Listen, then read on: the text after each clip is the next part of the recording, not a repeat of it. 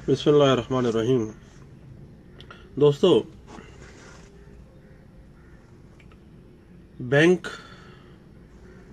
और कर्जा लेने वाला जो मकरूज है, उनके दरमियान रिकवरी ऑफ फाइनेंसेस के हवाले से financial institutions recovery of finances ordinance 2001 बनाया गया, जो कि एक स्पेशल लॉ है, स्पेशल रेमेडीज देता है और स्पेशल लोगों के लिए। बैंक और मकरूज, इन दोनों के दरमियान जो तनाज़ात हैं, उनकी जो जुरिस्डिक्शन है वो बैंकिंग कोर्ट्स बनती हैं और स्पेशल कोर्ट्स हैं। उस हवाले से चंद एक चीज़ें हैं।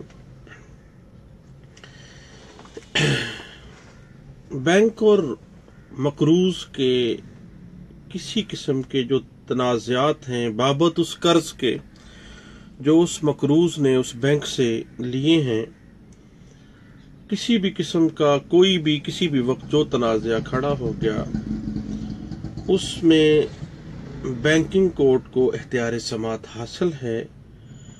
बैंकिंग कोर्ट के अलावा किसी और कोर्ट को कोई इख्तियार समात हासिल नहीं है। उसके बाद section 2 financial institution recovery of finances ordinance 2001 जो है वो वाज़ेह करता है कि 50 करोड़ रुपए तक के जो तनाज़ात हैं कर्ज के, वो बैंकिंग कोर्ट में दायर किए जाएंगे और 50 करोड़ रुपए से ज्यादा के जो तनाज़ात हैं वो हाई कोर्ट में दायर किए जाएंगे। ये pecuniary jurisdiction of the banking courts को डिटरमिन करता है। सेक्शन 2 है financial institutions recovery of finances ordinance 2001। अब टेक्निकल बात है कि बैंकिंग कोर्ट का दावा जो है, अर्जी दावा, उसकी तरतीब कैसे रखनी है। तो उसी तरतीब में यह दावा ड्राफ्ट किया जाएगा जिस तरतीब के साथ एक आम सिविल कोर्ट के अंदर दावा दायर किया जाता है।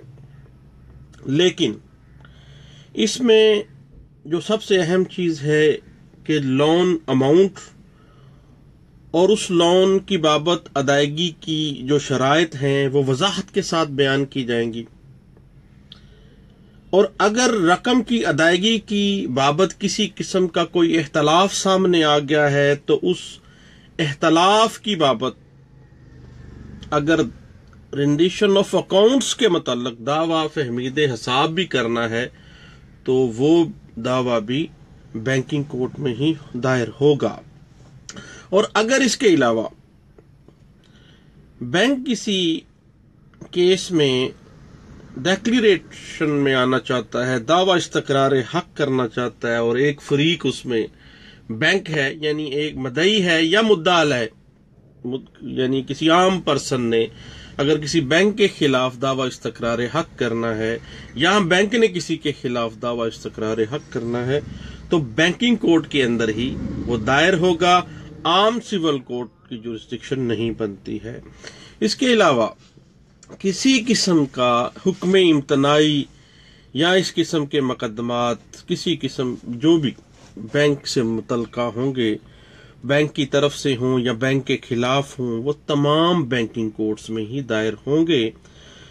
लेकिन एक बात ज़हन में रखने वाली है कि कर्जा की तमाम तफसीलात, अदायगी की तमाम तफसीलात और कर्जा की शराइत क्या थी, कर्जा कितना अदा किया गया, कितना रह गया और कितने % इंटरेस्ट था, कितने सर्विस चार्जेस थे, इन तमाम मामलात की तफसीलात लिखनी उस दावे के अंदर लाजम है। ये बात जहन में रखिएगा।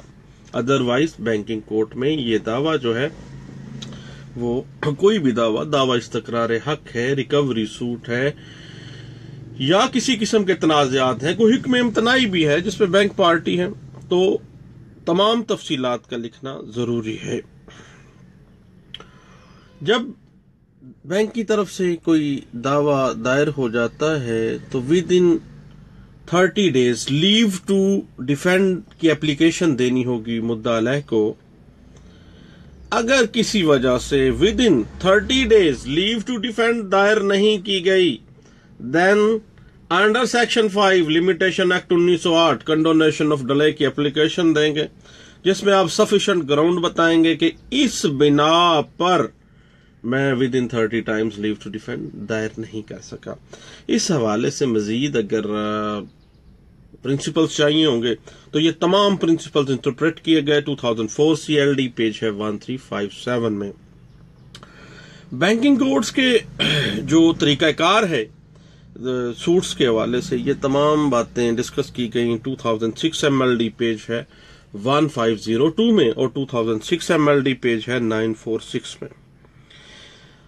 बाकी रिकवरी सूट्स जो भी financial institution recovery of finances ordinance 2001 के तहत जो भी रिकवरी सूट्स होंगे उसमें कोर्ट फीस जो है वो section 7 sub section 1 of court fees act जो है वो उतनी होगी जितनी मालियत मुकदमा है, मालियत दावा है।